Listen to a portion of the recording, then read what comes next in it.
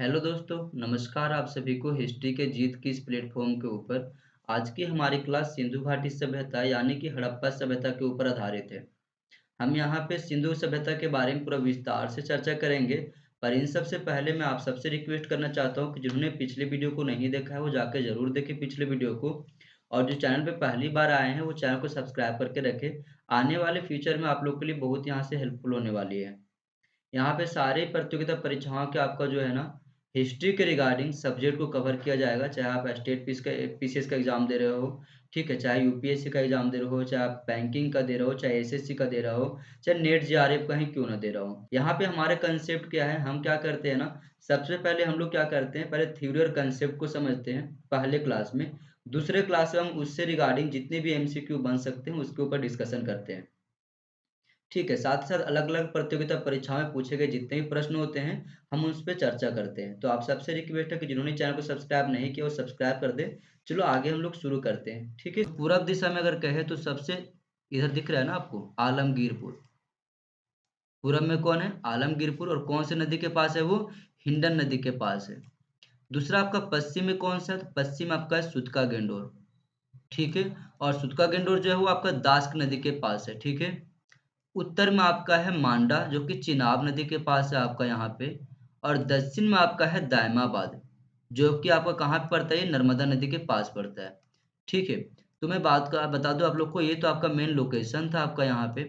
आगे यदि हम बात करें आगे यदि हम बात करें इसके बारे में, तो ये प्रश्न यहाँ से क्या क्या बन सकते हैं उसके ऊपर बात करते हैं। आपसे प्रश्न पूछी जाती है कि सिंधु घाटी सभ्यता की कुछ प्रमुख विशेषताएं क्या है वो बताइएगा। दूसरा आपसे पूछा जाता है कि आप बताइए सिंधु घाटी सभ्यता की शहरी योजना और संस्कृति ने किस हद तक वर्तमान शहरीकरण को निवेश प्रदान किया। और इस प्रकार से एक प्रश्न पूछी जाती है कई सारे अलग अलग प्रतियोगिता परीक्षाओं में, मेंस में, और यहाँ तक कि कॉलेजों में भी पूछी जाती है कि हड़प्पा सभ्यता की नगर नियोजन व्यवस्था का वर्णन करें। तो ये तो आपका हड़प्पा सभ्यता रिगार्डिंग कई सारे प्रश्न हो गए आपकी।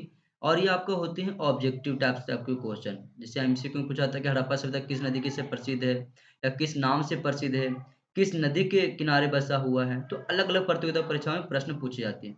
पर इन सभी से पहले हम तो कंसेप्ट क्लियर करेंगे, उसके बाद इसके ऊपर हम लोग चर्चा करेंगे। क्वेश्चन बहुत सारे हैं, ठीक है, पर इस पे हम लोग बाद में चर्चा करेंगे। अभी चलिए हम लोग शुरू करते हैं सबसे पहले एक एक करके टॉपिक, ठीक है? टॉपिक हमारे क्या है? हड़प्पा सभ्यता है ना।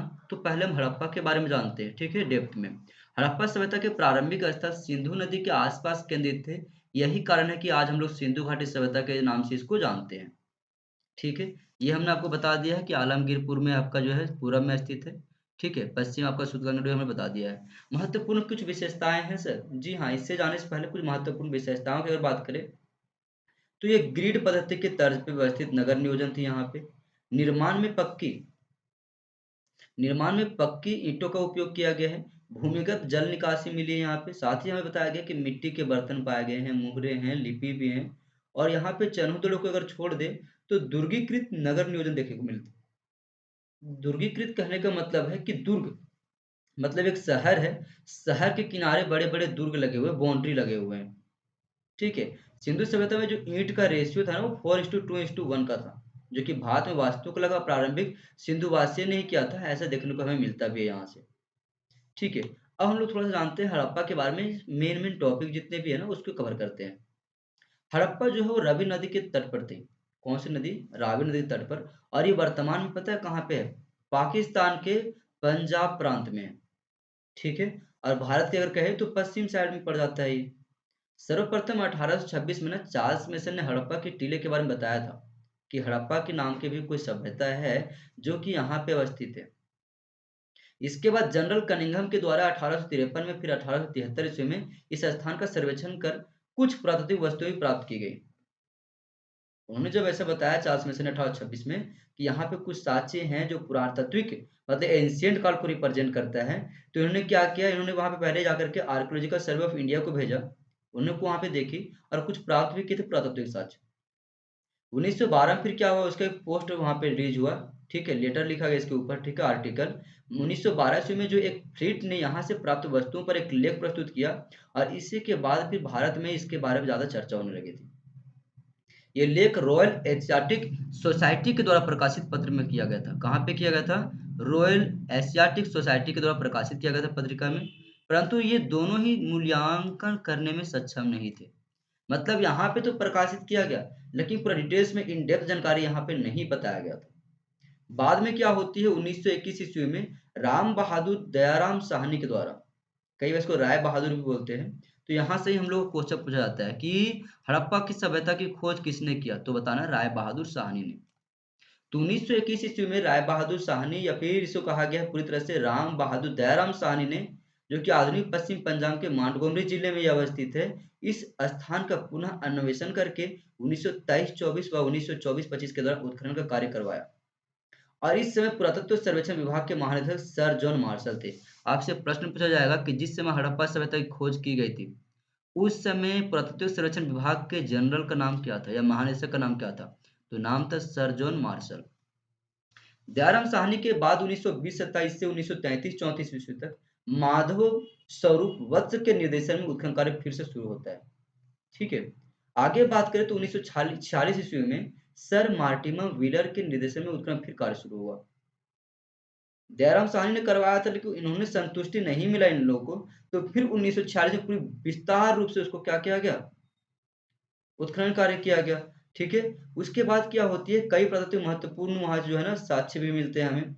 खुदाई से पता चलता है कि हड़प्पा नगर लगभग 5 किलोमीटर की परिधि में अवस्थित था। 5 किलोमीटर इसका सरकमफ्रेंस थी। एरिया कितना कवर कर रहा था हड़प्पा सभ्यता, 5, हड़प्पा नगर स्पेसिफिकली हड़प्पा केवल तो 5 किलोमीटर। सभ्यता तो बहुत बड़ी है हमारी ना, केवल हड़प्पा की अगर बात करें तो केवल 5 किलोमीटर में फैला हुआ था।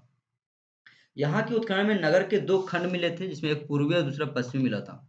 क्या मिला था, एक पूर्वी और दूसरा पश्चिम मिला था, जिसमें पश्चिम टीले की किलाबंदी की गई थी।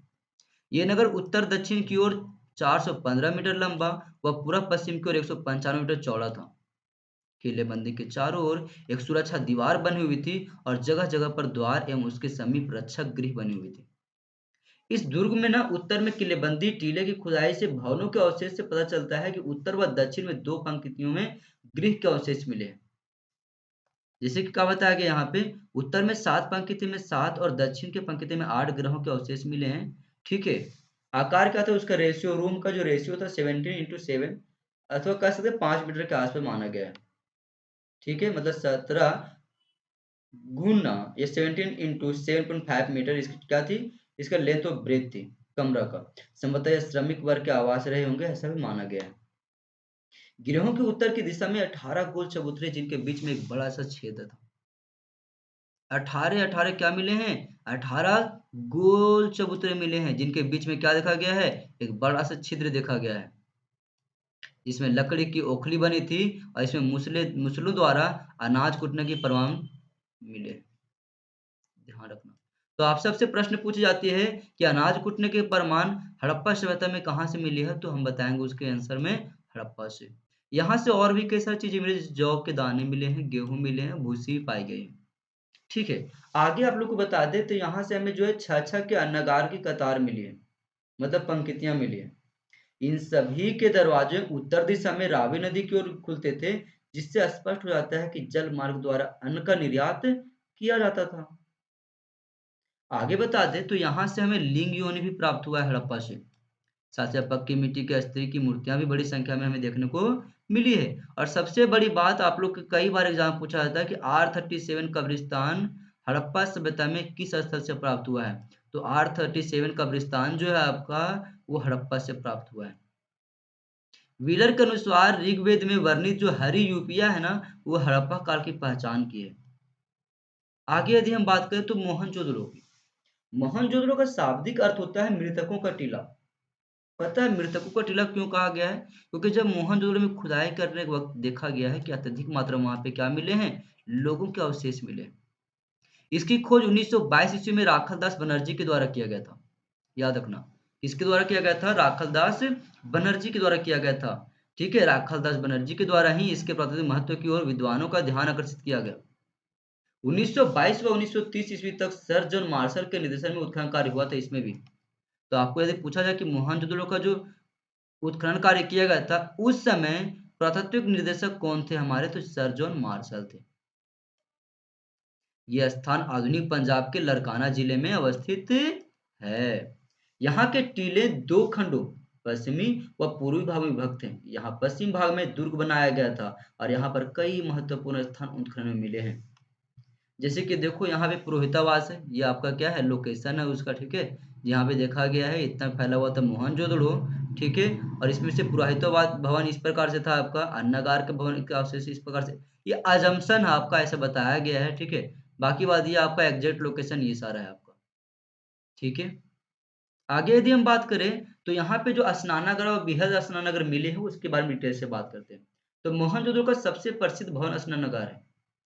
यह जो है 11.89 मीटर लंबा व 7.01 मीटर चौड़ा है। साथ ही साथ 2.44 मीटर गहरा भी है। तो ये कहा गया, इसे एक बृहद स्नानागार की इसे संज्ञा दी गई है। इसमें उत्तर व दक्षिण की ओर सीढ़ियां भी बनी हुई है। स्नानागार के पश्चिम में इसे खाली करने को देख तेड़ेदार नालियां बनी हुई है। अगर किसी बार इसको स्नानागार को खाली करना होता था तो इसके लिए नली का भी सुविधा दिया गया वहां पे। इसकी बनावट को देखकर ऐसा लगता है कि ये आधुनिक जो स्विमिंग पूल है ना आज हमारी, उसी स्विमिंग पूल के भांति बनाई गई थी। स्नानागार के पश्चिम में अन्नागार व पूर्वोत्तर में पुरोहित भवन था। अधिकांश हर भवनों में निजी कुएं स्नानागार हुआ करते थे। यहाँ पे जितने भी देखा गया ना मोहनजोदड़ो में, वो जहाँ जितने भी घर मिले हैं उनके आसपास सारी चीज निजी एक पर्सनल कुआं देखा गया है, वो अधिकतर स्नानागार भी देखा गया है। यहाँ नगर निर्माण की 9 चरण पाए गए हैं। साथ जल निकासी प्रणाली उत्कृष्टतम थी। अगर कहा जाए हड़प्पा सभ्यता में अगर मोहनजोदड़ो, तो जल निकासी प्रणाली को लेकर के बहुत ज्यादा फेमस है। आगे यदि हम बात करें इसके बारे में डिटेल से और भी, तो सिंधु घाटी सभ्यता के अनेक अवशेष पाए गए हैं। जैसे कि यहाँ पे क्या क्या मिला है खुदाई में, पहली बार स्नानागार मिला है यहाँ पे, कॉलेजिएट हॉल मिले हैं जिसे कॉलेजियम हॉल बोला गया है, 20 स्तंभ युक्त सभा भवन मिली है, विशाल अन्नागार मिली है, ढकी हुई नालियां मिली है, मातृ देवी की मूर्ति मिली है, पशुपति की मुहर मिला है, मुहर पर उत्कीर्ण सार सूती वस्त्र अवशेष मिले हैं इसके, कांस्य की नर्तकी की का मिली है, मूर्ति मिली है, पानी का जहाज मिला है। प्रश्न पूछा जाता है कि हड़प्पा सभ्यता या सिंधु घाटी सभ्यता में पानी का जहाज किस स्थल से प्राप्त हुई, तो वह स्थापना जो जगह था वो था आपका मोहनजोदड़ो। एक कमरे में 13 अस्थियां, पंजर, लाल पत्थर की मानव मूर्ति, सिर पर पंख फैलाए बैठे पक्षी की मूर्ति, हाथी के कपाल मिले यहाँ से, चांदी के बर्तन में तांबे का गला हुआ ढेर मिला है, घोड़े की अस्थियां, पंजर मिली है, मेसोपोटामिया की मुहरें प्राप्त हुए यहाँ से, ठीक है। कलश मिला है, साथ ही कलश कौन सा, सावधान वाला मृत्यु कलश, हाथी दांत की तराजू मिली यहाँ पे, मोहनजोदड़ो से एक 1398 मुहरें मिली हैं। और भी कई सारी चीजें मिली हैं पर इनमें से ये क्या है, प्रमुख हैं। अन्नागार की बात करें हड़प्पा सभ्यता के बारे में, हड़प्पा सभ्यता में मोहनजोदड़ो के बारे में, तो स्नानागार के पश्चिम में 1.52 मीटर ऊंचे चबूतरे पर निर्मित एक भवन, जो पूरब से पश्चिम में 45.72 मीटर लंबा था, उत्तर से दक्षिण में 73 मीटर चौड़ा था। कौन, अन्नागार जो प्राप्त हुआ वो। अन्नागार में क्या होते हैं, अन्न को रखने वाला, धान वगैरह गेहूं जौ वगैरह रखने वाला स्थान, ईंटों से बने हुए भिन्न भिन्न आकार की 27 प्रकोष्ठे मिले हैं। अन्नागार को हवाईदार बनाने के लिए जगह बनाए गए थे। उत्तर की ओर एक चबूतरा जो अलग भरने, अन्न भरने और निकासी के समय उपयोग किया जाता होगा, ऐसा माना गया है। इन सभी व्यवस्था को देखकर यहाँ के अन्नागार उच्च कोटि की प्रतीत होती है। कई विद्वानों का मानना है कि यह राजकीय भंडारगार था, जिसमें जनता से कर के रूप में वसूल किया जाता होगा। और फिर उसके बाद अनाज को यहीं पे रख दिया जाता होगा। मिस्र व मेसोपोटामिया में इस प्रकार के अन्नागार के अवशेष मिले हैं। सेम जो मोहनजोदड़ो में हमें मिलती है ना अन्नागार, उसी प्रकार के हमें जो है उसी समय की मिस्र और मेसोपोटामिया की जो सभ्यता थी उसमें भी देखने को हमें मिलती है। यहाँ के पुरोहित आवास को अगर देखें तो बृहत स्नानागार के पूर्वोत्तर में 70.1 इंटू 23.70 मीटर आकार के एक विशाल भवन के अवशेष मिले हैं, तथा 10 मीटर का वर्गाकार प्रांगण, 3 बरामदे तथा कई कमरे बने हुए हैं। कहीं कहीं पर पक्की ईंटों का भी इस्तेमाल किया गया था, ऐसा देखा गया है। आगे यदि हम बात करें तो ये आवास जो है ना, वो स्नानागार से काफी निकट था, पुरोहित आवास जो था वो, जिसे पता लगता है कि यहाँ प्रधान पुरोहित अपने सहयोगियों के साथ निवास करना करते थे। संभवतः यहाँ क्या हुआ करता था, पुरोहितों का विद्यालय रहा होगा, ऐसा माना गया है। ठीक है। आगे बात करते हैं सभा भवन के बारे में। मोहनजोदड़ो के टीलों को दो खंड था, पूर्वी एवं पश्चिमी। पश्चिमी खंड में दुर्ग था और इसी दुर्ग के दक्षिण में 27 इंटू 27 मीटर के आकार का एक वर्गाकार भवन मिला जिसे सभा भवन कहा गया। तो ये सारी प्रमुख चीजें यहाँ से हमें मिली हैं। ठीक है, यहाँ पे मैप के अनुसार बाजार भी लगती थी ऐसा माना गया है। ठीक है, साथ ही भवन के भीतर बैठने के लिए चौकियां भी बनाई गई थी। आगे हम बात करते हैं इनकी सड़कों के बारे में जिसके लिए फेमस है।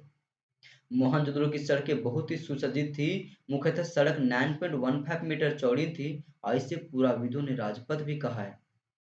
अन्य सड़कों की चौड़ाइयां अगर देखा जाए तो 2.75 मीटर से 3.66 मीटर तक थी और गलियां 1.80 मीटर तक चौड़ी थी। मोहनजोदड़ो में नगर नियोजन में अगर देखा जाए तो नगर योजना में उत्तर दक्षिण या पूर्व पश्चिम की ओर जाने वाली समानांतर सड़कें बनी हुई थी। कैसी सड़कें बनी हुई थी? समानांतर। सड़कें सीधी दिशा में एक दूसरे को समकोण पर काटती थी। सड़कें सीधी दिशा में एक दूसरे को समकोण पर काटते हुए नगर को अनेक वर्गाकार खंडों में विभक्त कर देती थी। ध्यान रखना, सड़कें कच्ची हुआ करती थी परंतु सफाई की बेहतर व्यवस्था थी। कूड़ों का एकत्र करने के लिए गड्ढे अथवा कूड़ा पत्र भी रखे जाते थे। यहाँ गड्ढों के प्रमाण भी देखने को मिला है। कई सड़कों के दोनों किनारों पर चबूतरों के प्रमाण मिले हैं। संभवतः इन पर दुकानदार बैठकर दुकानदारी करते थे ऐसा माना गया है। मकानों के दरवाजे सड़क की ओर ना खुल करके सड़क के पीछे खुला करती थी। आगे हम बात करते हैं नालियों के बारे में। यहाँ के नगरों में नालियों की सुंदर व्यवस्था थी। प्राय प्रत्येक सड़क तथा गली के दोनों किनारों पक्की नालियां बनाई गई थी जिनसे होकर बरसात का पानी और गंदा पानी बाहर निकल जाता था। दोस्तों, आप सबसे बताना चाहूंगा कि यदि इसका आपको पीडीएफ चाहिए और यदि इसका पीडीएफ या नोट्स चाहिए तो आप मेरे टेलीग्राम ग्रुप पे जाना। वहाँ पे आपका हिस्ट्री के जीत के नाम से एक टेलीग्राम ग्रुप है, ज्वाइन करना। वहाँ पे आपको इसकी जो है ना पीडीएफ मिल जाएंगी। ठीक है, तो पीडीएफ के लिए परेशान मत होना। आगे हम बात करते हैं इसके बारे में, ईंटों के बारे में इसकी। मोहनजोदड़ो में मकान, नालियां व स्नानागार के निर्माण में अच्छी तरह से पकाए ईंटों का इस्तेमाल किया जाता था। कैसी ईंटें होती थी प्रयोग मोहनजोदड़ो में? पक्की हुई ईंटें। ईंटों का रेशियो कैसा माना गया? तो ईंटों का रेशियो था 4:2:1 का। ध्यान रखना इस बात को। अन्य किसी भी सभ्यता में पक्की ईंटों का उपयोग हमें नहीं देखने को मिलता है। थोड़ी मात्रा में कुछ मेसोपोटामिया में केवल हमें देखने को मिला है। आगे बात करते हैं चन्हू दड़ों के बारे में, क्योंकि हम लोग पूरे डिटेल्स में एक एक करके जब कवर करेंगे ना उसके फिर हम लोग कॉम्प्रिहेंसिव में कंसेप्ट को देख लेंगे, थ्योरी बेस्ड किस प्रकार से पूछी जाती है। फिर उसका हमने मेंस का एक क्वेश्चन रखा हुआ है उसको भी बता देंगे आप लोग को। ठीक है, किस प्रकार से मेंस में आपको क्वेश्चन लिखी जाती है, फिर कोई कॉलेज वगैरह में एग्जाम में आप कैसे लिख सकते हो। आगे बात करते हैं चन्हू दड़ों बारे में। तो इस स्थल की खोज जो है 1931 ईस्वी में मजमूदार जी ने किया था। किन्होंने किया था 1931 में? N G Majumdar. 1935 ईस्वी में अर्नेस्ट मैके ने खुदाई करवाया फिर बाद में। लेकिन आपको जब भी क्वेश्चन पूछा जाएगा तो आप इसका आंसर दोगे कि चन्हू दड़ों का खोज किसने किया, तो 1931 में एन जी मजमूदार ने किया था। ये मोहनजोदड़ो से लगभग 130 किलोमीटर दक्षिण पूर्व में स्थित है और यहाँ केवल एक टीला था। कितने टीले थे यहाँ पे? केवल एक। यहाँ से मनके बनाने के कारखाने मिले हैं। पीतल के बत्तख मिली है, लिपस्टिक मिले हैं, वक्राकार ईंट मिले हैं, तराजू मिले हैं, बैलगाड़ी के परमान मिले हैं। यहाँ की मुख्य सड़कें 7.5 मीटर चौड़ी होती थी। मकान सड़क के दोनों ओर बनाया जाता था। मकानों में कमरे, आंगन, स्नानागार, शौचालय आदि हुआ करते थे और इन्हें बनाने के लिए पक्की ईंटों का इस्तेमाल किया जाता था। यह एक औद्योगिक केंद्र था जहां मणिकारी, मुहर बनाने, भार माप के बंटवारे बनाने का काम भी होता था। तो ये इंपॉर्टेंट पॉइंट है जिसको आप लोग याद करके रखोगे, खास करके किस विशेष में? चन्हू दड़ों के विशेष में। आगे आते हैं सुतका गेंडोर के बारे में।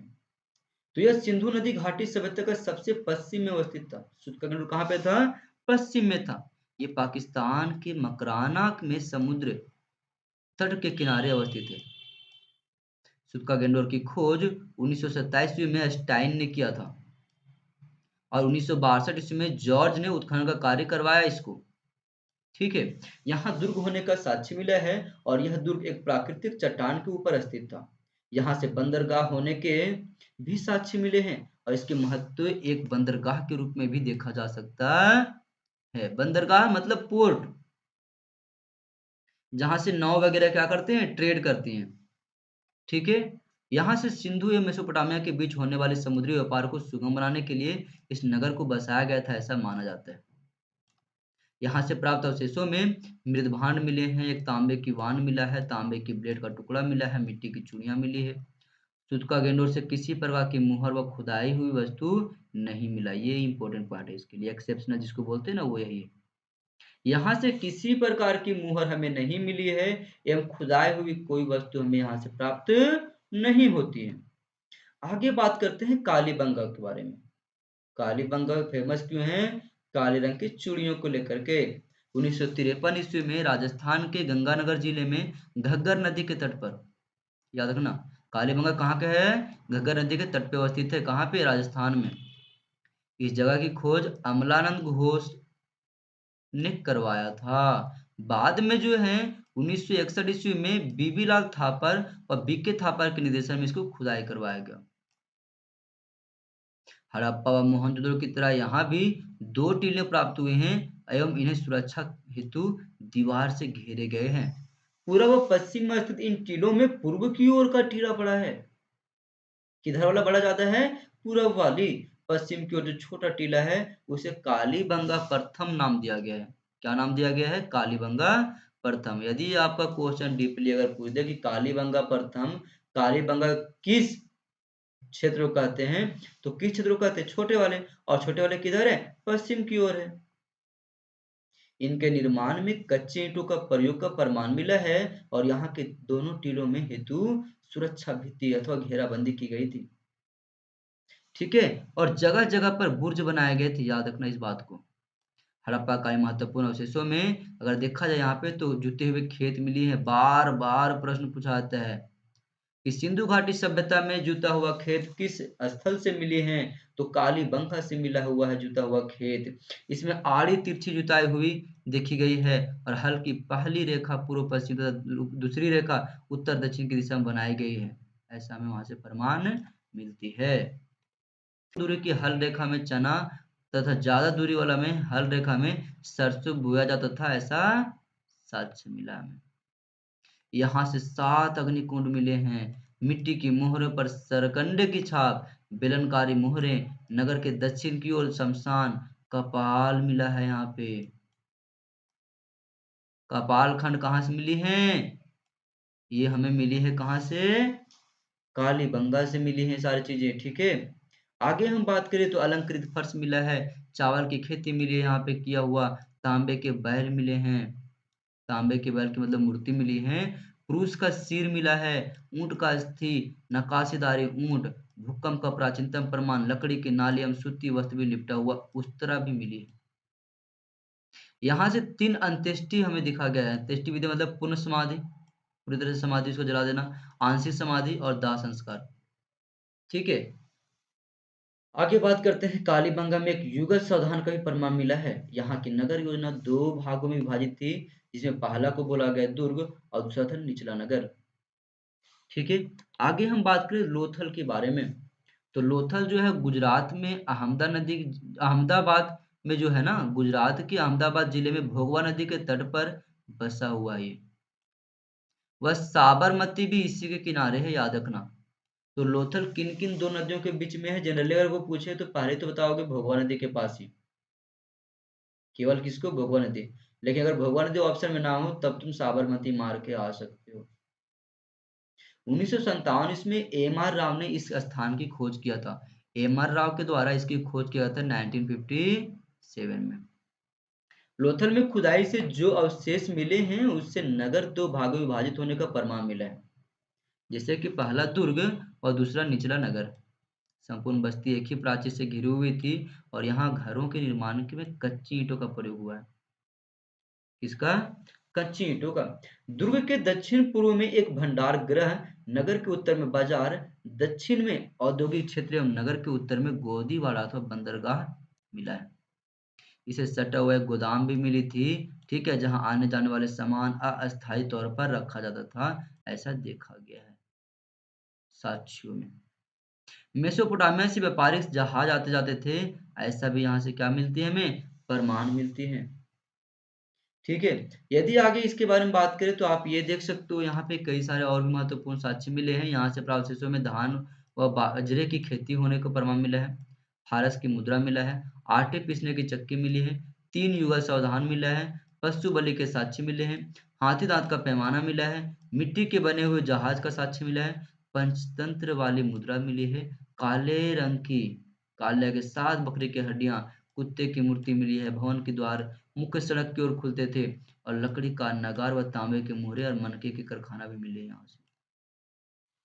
लोथल की नगर एक भवन योजना सुनियोजित एवं सुव्यवस्थित थी एवं स्वास्थ्य सफाई के प्रति सजगता का प्रमाण से लोथल के उत्खननकर्ता S.R. राव ने इस स्थल को लघु हड़प्पा कहा गया है।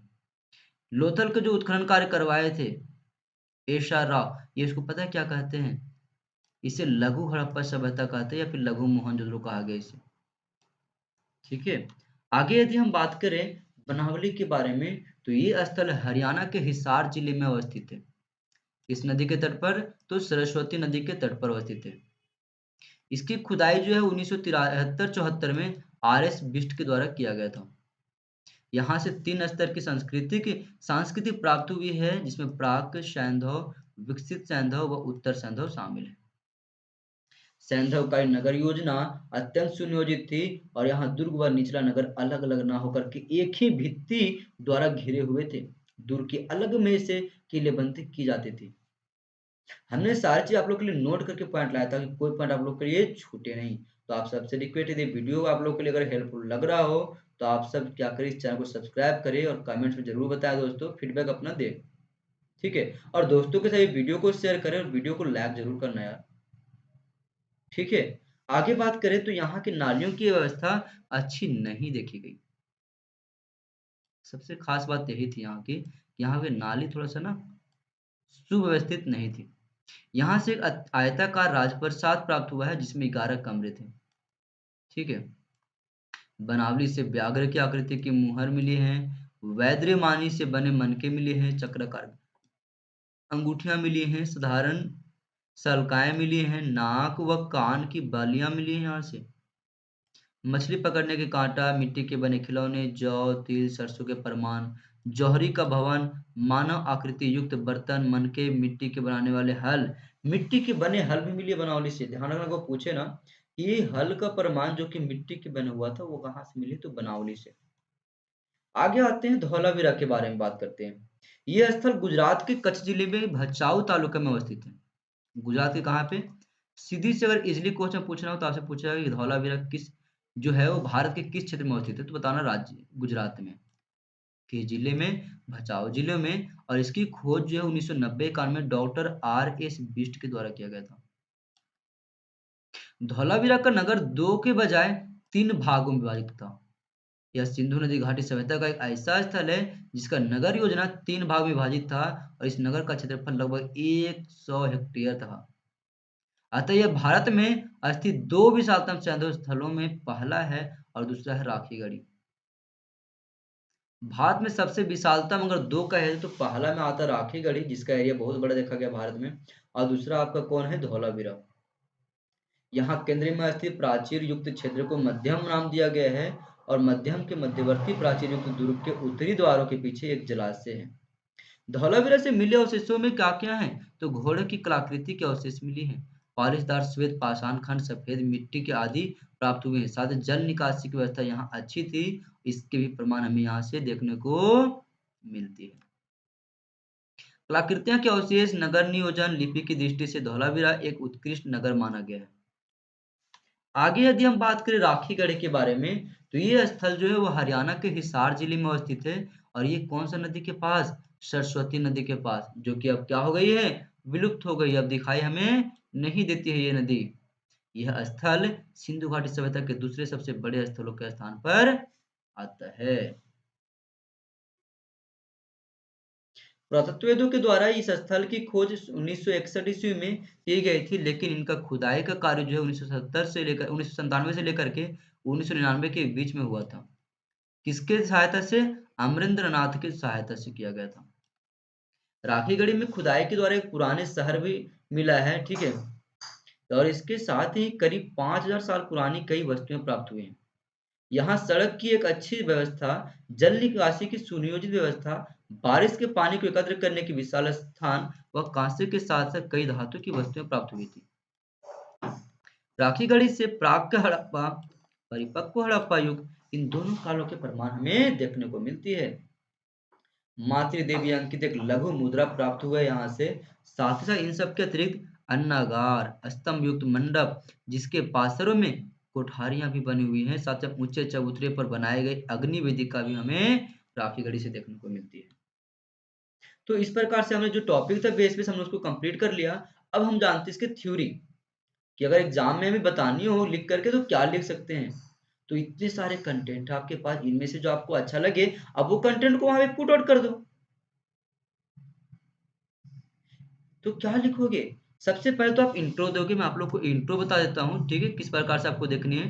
आप पहले इसका स्क्रीनशॉट ले ले, या तो आप हमारे टेलीग्राम ग्रुप पे जाना, हिस्ट्री के जिस नाम से टेलीग्राम ग्रुप है, वहां पे आपको इसकी पीडीएफ मिल जाएंगी, ठीक है। मैं आप लोग को बताता हूँ फॉर्मेट किस प्रकार से लिखा जाता है। तो पहले हम लोग आपको फॉर्मेट दिखाते हैं, ठीक है।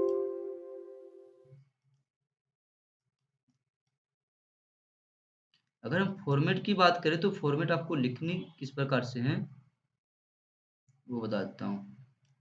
देखो यार, देखो, परीक्षा में उत्तर लिखने का सही तरीका क्या होता है हम उसके ऊपर बात करते हैं, ठीक है। हम्म सबसे पहले आप क्या दो ना, उसके बारे में इंट्रो दो। अगर आपसे कोई पूछता है कि हड़प्पा सभ्यता के नगर नियोजन के ऊपर आप क्या जानते हैं, आप बताइए, तो सबसे पहले आप इंट्रो क्या दोगे, सुनो। भारतीय उपमहाद्वीप के पश्चिमोत्तर भाग में, क्योंकि भारत तो हमारा इस प्रकार से है ना, भारत तो हमारा इस प्रकार से बना हुआ है, तो इधर तो हड़प्पा सभ्यता है नहीं, हड़प्पा सभ्यता हमारा इधर बसा हुआ है ना, तो पश्चिम में ही हुआ ना ये, ठीक है। तो भारतीय उपमहाद्वीप के पश्चिमोत्तर भाग में विकसित सिंधु सभ्यता अपनी परिपक्वता एवं शहरी सभ्यता होने का एक कारण महत्वपूर्ण है। ये इतना महत्वपूर्ण क्यों है? क्योंकि ये कहाँ से हमें शहरी सभ्यता की जानकारी मिलती है। तो भारतीय उपमहाद्वीप के पश्चिमोत्तर भाग में विकसित सिंधु सभ्यता अपनी परिपक्वता एवं शहरी सभ्यता होने के कारण महत्वपूर्ण है। इस सभ्यता में कई नगरीय केंद्रों का विकास हुआ, जो अपने नगर विन्यास के साथ साथ नगरीय जीवन शक्ति या नगरीय जनजीवन की दृष्टि से भी समकालीन तथा अपने से प्राचीन सभ्यताओं और समाजों की तुलना में विलक्षण है, मतलब क्या है, भिन्न है। तो ये आपका छोटा सा एक बेसिक इंट्रो था। आप यदि चाहो तो अपने तरीके से भी इंट्रो को क्रिएट कर सकते हो, ये हमने अपने तरीके से किया हुआ है। फिर आप बताओगे इसके बारे में कुछ व्यवस्था, क्योंकि हमने यहाँ पे नगर नियोजन के बारे में बताया हुआ है, तो क्या बताओगे, सिंधु घाटी सभ्यता के नगर नियोजन की मुख्य विशेषताओं को बताओगे। ये सबसे पहले बताओगे ग्रिड पैटर्न क्या है उसकी, तो भवन जाल या ग्रिड पद्धति पर व्यवस्थित थी। नगरों में सड़कें एक दूसरे को समकोण पर काटती थी, जिसके कारण नगर कई खंडों में विभक्त थे। प्रत्येक क्रॉसिंग के चौराहे पर एक लाइट पोस्ट था और यह लंबवत था। सड़कों के दोनों ओर मकान बने हुए थे। तो ये चीज आप लोग ग्रिड प्रणाली के बारे में बता दोगे। फिर बताओगे एक अच्छी तरह से स्थापित ड्रेनेज सिस्टम। ड्रेनेज मतलब होता है पानी निकासी करने वाला सिस्टम। इसके ऊपर डिटेल से बताओगे कि राजमार्गों के दोनों किनारों पर विशाल शिविर खोदे गए थे और उन्हें पक्की हुई ईंटों से बनाया गया था। उन्हें ढकने के कारण नालियां दिखाई नहीं दे रही थी और इन नगरों में पहले नालियों के साथ गलियों को बनाया गया तथा फिर अगल बगल अधिवासियों को निर्माण किया गया, मतलब घरों को क्या किया गया, निर्माण किया गया। इनमें ढके हुए नालियों का निर्माण भी किया गया। ढकी हुई नालियों के कारण साफ सफाई के लिए इन नालियों में मैनहोल का निर्माण किया गया था। जल निकासी में अपशिष्ट फिल्ट्रेशन की भी व्यवस्था की गई थी, कि अगर आप गंदगियां फेंकते हो तो किस प्रकार से वो बाहर निकल जाए छट करके, और जो उसका कचरा है वो बाहर निकल जाए। घरों की नालियां पहले घर में मलकुंड में खाली होती थी, जिसमें ठोस अपशिष्ट पदार्थ जमा हो जाते थे और गंदा पानी गली की नालियों में बह जाती थी। ठीक है, फिर आप बताओगे पक्के हुए ईंटों की इमारतें थी। आवासीय संरचना में कमरों से घिरे एक खुली छत थी और यह मुख्य रूप से ईंट से बनी हुई थी। इन निर्माण को बनाने के लिए इस्तेमाल की गई ईंटें समान रूप से पकी हुई और धूप में सुखाई गई थी। कुछ घरों में तो कई मंजिलें और पक्की मंजिल भी मिली थी। फिर बताओगे इसके निचले और ऊपरी शहर के बारे में। फिर आप कंक्लूजन दोगे, मतलब निष्कर्ष दोगे आप फाइनली, कि हड़प्पा सभ्यता में नगर नियोजन वास्तव में अत्यधिक परिष्कृत था। उनका बुनियादी ढांचा एवं जीवंत नागरिक जीवन को भी दर्शाता है। तो ये तो बेसिकली हमने यहाँ पे बता दिया। तो आप लोगों से रिक्वेस्ट दोस्तों, ये वीडियो आप लोगों को कैसी लगी आप जरूर बताना। और हाँ, यदि आप लोग इस चैनल पे पहली बार आए हुए हो और वीडियो को एंड तक देख रहे हो तो चैनल को सब्सक्राइब करके जरूर रखना दोस्तों। ठीक है, इससे आप लोग को बहुत सारी चीजें फायदा होने वाली है। आने वाले भविष्य में कई सारे टॉपिक हम लेकर के आपको लिए आऊंगा, जो कि आप लोग के कई सारे प्रतियोगिता परीक्षाओं में डायरेक्ट क्वेश्चन पूछ जाएंगे, ये मेरा वादा है दोस्तों। ठीक है, तो आप सबसे रिक्वेस्ट है कि चैनल को सब्सक्राइब करके रखें, और वीडियो अगर अच्छी लगे तो चैनल में आप कमेंट्स में जरूर बताना वीडियो में, और दोस्तों के साथ इस चैनल को ना सपोर्ट करो और वीडियो को शेयर करो। अगले वीडियो में फिर से मिलते हैं, तब तक के लिए थैंक यू।